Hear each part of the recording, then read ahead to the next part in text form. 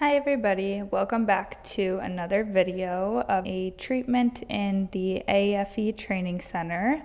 So here I am going to kind of walk you guys through a treatment that I'm doing on my mom actually. So for her, I have treated her with a multitude of different modalities, and you can see she's kind of giving me pushback on some pain, but it's my mom, so she is going to give me a little bit of pushback. For her, I and just kind of injected a little bit of numbing for the porthole. And now I'm working on some subcision and breaking up the ligaments to help kind of just support that area of her face. So going in with just a little bit of support and trying to help even out that area. It can be pinchy, which is why you guys can kind of see her budging a little bit. It's a little bit uncomfortable. It can be pinchy, and we are very nervy down there. So you have to be really careful with not going too rough because the client will feel that and it's pinchy and pokey.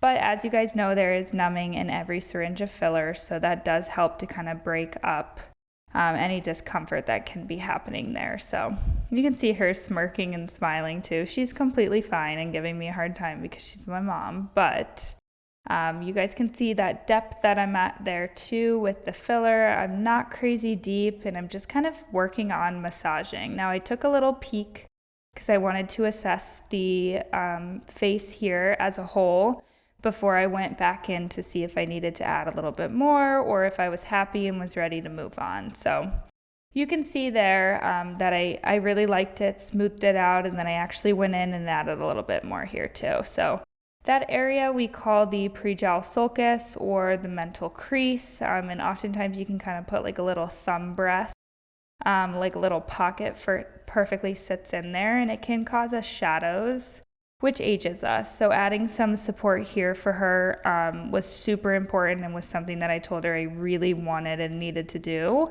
And I think it made a world of difference on her face overall. So I am super happy with how it turned out.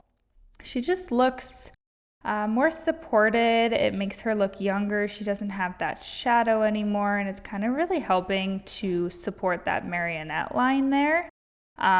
Which overall I was just really excited to do. So we did also do a little bit of jawline filler to try to pull back that jowl that's going on also, and a little bit of chin filler to also kind of just extend the jawline and give some support back to her face. So as you guys know too, as you age, your chin starts to kind of recess inwards, and that crease, that mental crease, can start to become a little bit deeper. We notice the pre-jowl sulcus, and then we notice the fat pads of the jowls. So for her, it was a very big deal for us to really try to mask that jowl as much as possible. Nobody really loves their jowls, and we want to try to tackle it as much as we can. So that was very important for us, and it's just been a slow progression trying to work on it and keeping up with it. So just assessing her antegonial notch and making sure that I am behind it. Now I'm going to go back on the gonial angle, aspirate as always, and then I never bolus more than 0.1. So just kind of doing that here for her jawline just to make sure that it matches the cheeks, her chin, and her mental pre-jowl sulcus. So you can see a little bruise forming, which did start to get a little bit more intense as the night went on. But this can be a little bit of a pinchy treatment in the chin. As you guys know, I just try to relax that mentalis with tox about 2 to 3 weeks before I plan on doing filler. Not necessary, but just kind of helps me out for that filler to lay a little bit flatter, a little bit nicer. So for her, I'm just extending that lower third of the face by adding a little bit of chin, a little bit of mental shadowing filler, and just overall kind of masking that jowl. And look how good it looks on that side of her face that you guys can see right now. It's almost completely disguised. So I think giving it some more time, doing a little bit more filler, and a couple more treatments will really, really help with masking her jowls. So overall, she looks great. And I'm just using arnica and helping to kind of smooth everything out and make sure it looks pretty, make sure her tissue looks healthy, and then I'll send her on her way.